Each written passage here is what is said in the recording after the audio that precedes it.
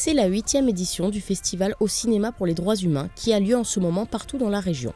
Les films présentés sont issus à la fois de la sélection de l'année dernière qui n'a pu être présentée dans son intégralité, mais aussi de la sélection de cette année avec des films en séance numérique, scolaire et depuis la réouverture dans les cinémas.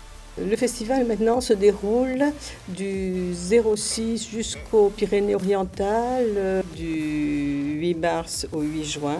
Nous recevons des films du monde entier. Nos critères sont bien sûr la qualité cinématographique et le thème.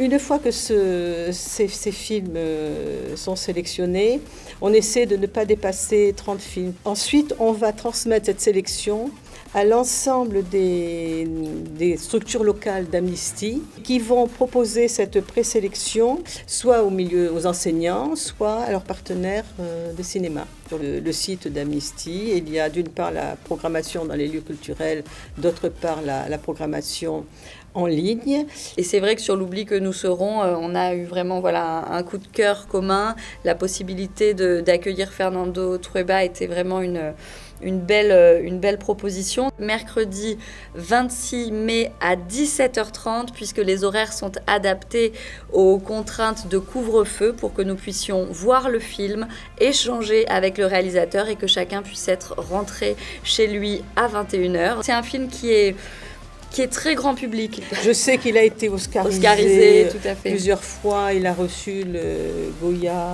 prix du Goya plusieurs fois, sélectionné pour Cannes 2020.